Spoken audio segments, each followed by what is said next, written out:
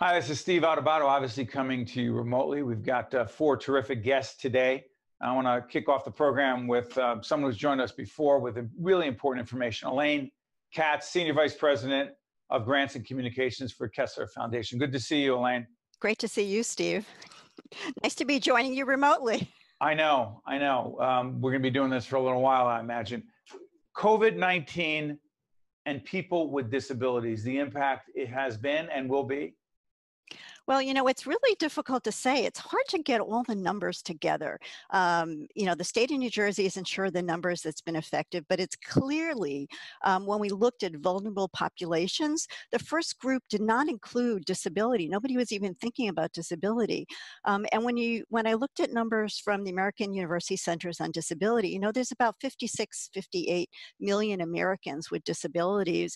And if you added all their caregivers, other older adults, it's about 100 million, 104 million people that may be affected. About 4 in 10 Americans have some connection, probably to someone with a disability, that are really vulnerable, especially direct caregivers. A survey was done, I believe in March of 2020. We're taping on the 16th of June. And this survey, really a national survey, looked at myths, if you will. I'm going to call them myths that people have about those with disabilities and employers who are looking to employ them, the employability of those with disabilities and attitudes of employers.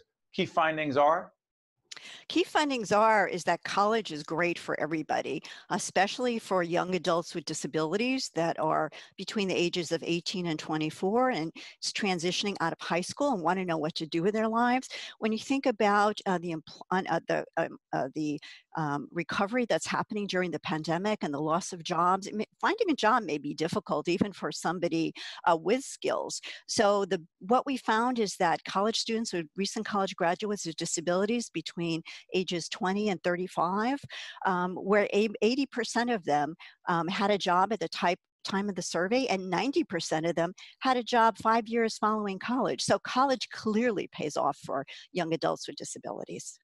The other thing about Kessler Foundation, and we've been up to your location many times to do forums, to conduct forums, and I've moderated them. I've met so many extraordinary people, not just those who are in the clinical studies or the studies that go on there, as well as the scientists, the participants. But the other thing is there are grants that you provide. Now, when COVID hit, Kessler Foundation created a COVID-19 response fund. I believe the grants go from their emergency funds from $5,000 to $40,000. Which types of organizations do they go to and why? Well, our trustees made a really important decision in March of 2020, and we converted our $1.2 million of current grant making only to local emergency funds, going to our grantees in the past few years, all focused on the disability community.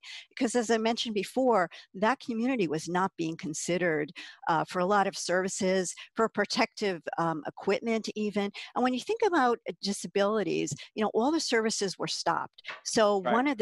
one of the really big areas was remote and distance learning. So we paid a lot of dollars, invested a lot of dollars in that for organizations so they could continue services in the pandemic and really provide that continuity, because there's a lot of isolation. People were isolating in group homes. They might have gone home to see family members. The centers where they gathered, there were no services, and it was really problematic. How about meal delivery? Meal delivery too, food preparation, food scarcity. Direct service providers were often getting sick. They weren't there to help shop for individuals' disabilities, people with disabilities, because of their vulnerability and some of the multiple health conditions they may have. Weren't even allowed into grocery stores originally because a lot of them weren't over age 60. And thankfully that's changed so they can go in with the seniors and shop as well. Final question here. The research, I know the research is so important at Kessler Foundation. How have research efforts and initiatives, as we do this in mid-June, how have they been impacted by COVID-19? Well, most of our research studies, if they had a participant coming in, for example, we use an MRI scanner for some brain imaging studies, those had stopped. But actually, if you visit our website, there are some telerehab studies. Say what it is, Elaine. Telerehab, so No, distance the studies. website. The website. The website is kesslerfoundation.org. And if you visit our website, there's a COVID-19 page, and on it you'll find information about our research studies that are ongoing. And as of yesterday, June 15th, we are reopened for business, so to speak. So we've equipped ourselves with PPE, and we're taking all the precautions. We have extra cleaning on site. So research participants are welcome to come in if they feel comfortable and resume their in-person studies. But for those who'd like to work online, there are some studies there as well. It's great stuff. I've been to the location that you have your office many times. I've done leadership development there. We've done seminars, as I've said. Really extraordinary work being done by you and your colleagues and the participants who help teach us so much. I look forward to being back on site with you and your colleagues. Elaine Katz, who is in fact the Senior Vice President of Grants and Communications for Kessler Foundation. Elaine, thank you so much. Thank you for having me, Steve, and sharing our important work with everybody. You got it. Thanks, Elaine. We'll be right back right after this. State of Affairs with Steve Adubato is a production of the Caucus Educational Corporation. Funding has been provided by Horizon Blue Cross Blue Shield of New Jersey, the New Jersey Economic Development Authority, TD Bank, Englewood Health, the Port Authority of New York and New Jersey, the Fidelco Group, Summit City MD, United Airlines, and by the Robert Wood Johnson Foundation. Promotional support provided by Jaffe Communications and by New Jersey Globe.